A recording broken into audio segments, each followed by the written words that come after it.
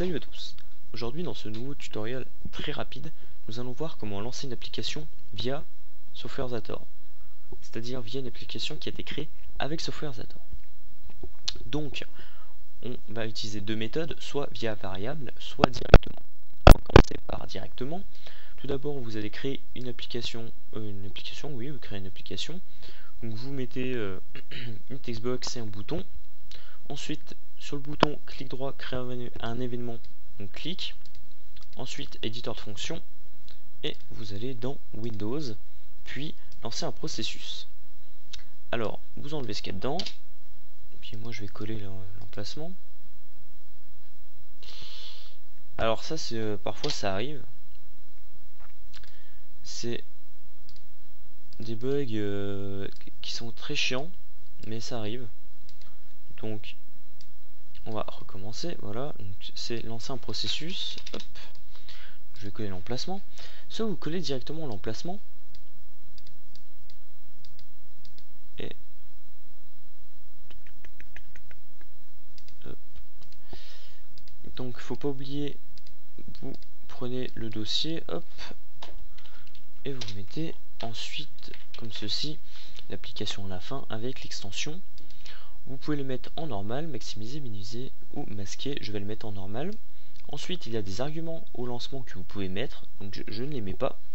Et vous pouvez attendre la fin d'exécution pour passer à la suite de la fonction. Donc là, je ne vais pas activer ceci. Ensuite, je vais faire OK. Alors, maintenant, quand je vais exécuter, donc je vais faire mon projet, paf. Je vais le lancer. Ça va me lancer.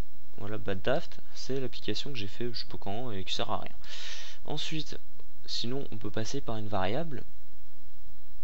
Donc gestionnaire variable, ajouter, donc une valeur nulle au démarrage. Variable superbe, je trouvais pas de nom.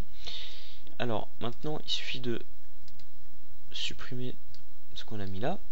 Et à la place de fichier exécuté, hop, vous cliquez sur la petite flèche là, variable du projet, et vous sélectionnez donc le nom de la variable que vous avez choisi, que vous venez de créer en l'occurrence.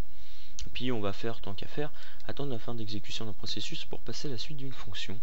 Donc on va aller mettre, pour montrer ça, une interaction, afficher un message. Hop, ok.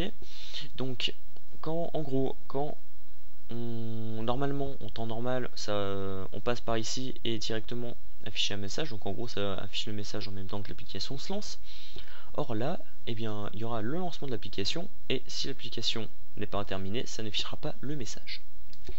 Alors, maintenant que ceci est fait, on va faire quand même un petit quelque chose, c'est histoire de récupérer ceci, je veux dire, comme ça on remplit la variable. Donc on va aller dans interaction rapidement, interaction, hop, non, interface, obtenir une propriété, donc on va la mettre avant bien sûr, textbox, donc on va mettre donc textbox variable text, hop, et variable super, hop.